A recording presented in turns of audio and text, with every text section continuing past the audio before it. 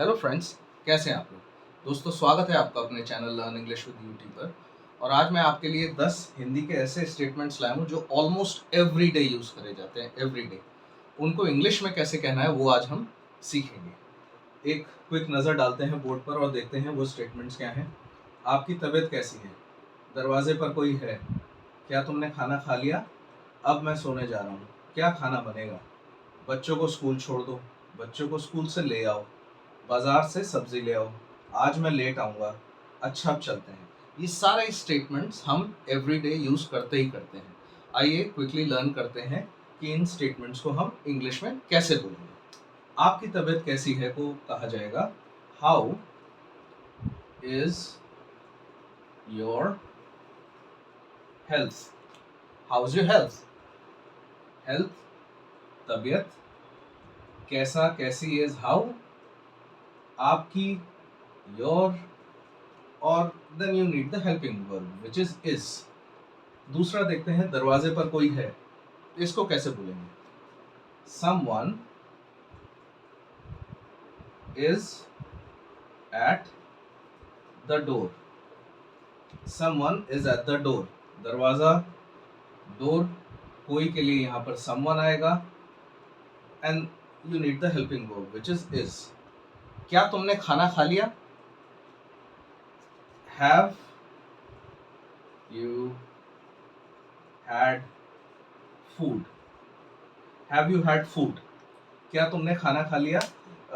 तुमने को हम आप भी कर सकते हैं, क्या आपने खाना खा लिया, क्योंकि इंग्लिश में सभी के लिए यू यूज होता है।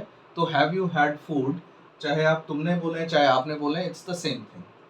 हैव यू हैड फूड को आप फूड की जगह लंच भी रख सकते हैं और डिनर भी रख सकते हैं। अगर आपको स्पेसिफिक होकर पूछना है कि भाई आपने लंच कर लिया, then you can say have you had lunch. अगर डिनर पूछना चाहते हैं तो आप ये पूछ सकते हैं have you had dinner. Same goes with breakfast, have you had breakfast. But अगर आपको इन जनरल पूछना है कि खाना हो गया, खाना खा लिया, then it will be have you had food. Okay, will move on. अब मैं सोने जा रहा हूँ। How will we say this? I am going to sleep now. I am going to sleep now. अब मैं सोने जा रहा हूँ। क्या खाना बनेगा? ये एक ऐसा क्वेश्चन है जो हर घर में प्रॉब्लम्स ले आता है, क्योंकि रोज पूछा जाता है क्या बनेगा, और मोस्टली इसका आंसर किसी के पास नहीं होता कि क्या बनेगा। इसको इंग्लिश में कैसे बोलेंगे? What will be cooked today? What will be cooked today? इसको हम ऐसे बोलेंगे, क्या खाना बनेगा को कहेंगे What will be cooked today?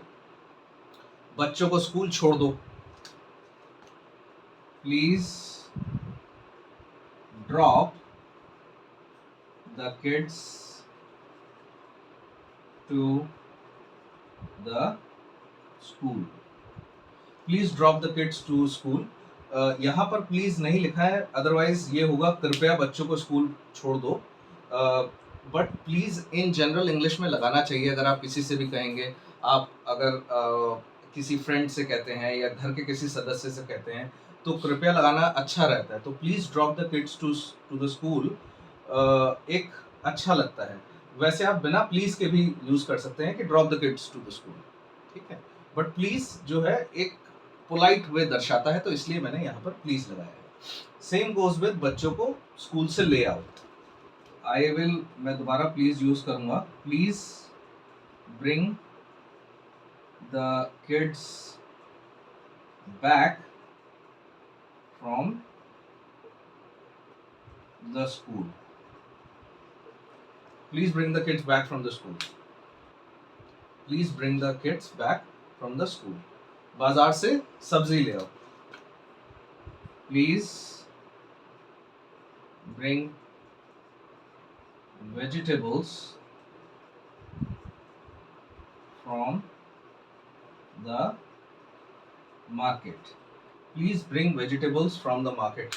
Sorry दोस्तों, जगह थोड़ी कम है, इस वजह से मेरे को थोड़ा सा इसको स्क्वीज करना पड़ रहा है, बट मैं इसीलिए बोल भी रहा हूँ ताकि आपको समझ में आ जाए। आज मैं लेट आऊँगा। I will be late today, I will be late today, आज मैं लेट आऊंगा, मतलब आज मैं लेट हो जाऊंगा, I will be late today. अच्छा अब चलते हैं, अब इसको आप कह सकते हैं वी विल लीव नाउ या okay we are leaving now, but एक पोलाइट तरीका भी होना चाहिए इसको कहने का कि अच्छा अब हम चलते हैं, क्योंकि आप इमिडिएटली कहीं हैं और आप बैठे हैं वी आर लीविंग, तो इतना अच्छा नहीं लगता। आप इसको एक अलग तरीके से कह सकते हैं, आप कह सकते हैं we will take our leave now. We will take our leave now का मतलब अब हम अपने आप को यहाँ से एक्सक्यूज करेंगे, मतलब हम जा रहे हैं। So we will take our leave now का मतलब हुआ अब हम जा रहे हैं, बट अब्रप्ट जैसे कहा जाता है कि वी विल लीव नाउ और वी आर लीविंग नाउ, वैसा नहीं लगेगा जब आप ये बोलेंगे। ये काफ़ी पोलाइट और फॉर्मल तरीका होता है, we will take our leave now. अगर ये सिर्फ एक इंडिविजुअल के लिए है तो आप कह सकते हैं I will take my leave now, I will take my leave now. Now I will be applicable for both he और she, तो वो सेम ही होगा। बट अगर आप दो चार लोग हैं किसी के यहाँ गए हुए हैं एज अ फैमिली, तो आप जनरली यही कहते हैं हिंदी में अच्छा अब चलते हैं, तो आप कह सकते हैं we will take our leave now. तो ये स्टेटमेंट्स जो हैं हम रोज यूज़ करते हैं। अब आप इनको इंग्लिश में भी यूज़ कर सकते हैं। अब आप अपनी इंग्लिश को और एम्पावर करिए और इन स्टेटमेंट्स को इंग्लिश में यूज़ करिए। And for more such tips please subscribe to my channel and like the video. Thank you.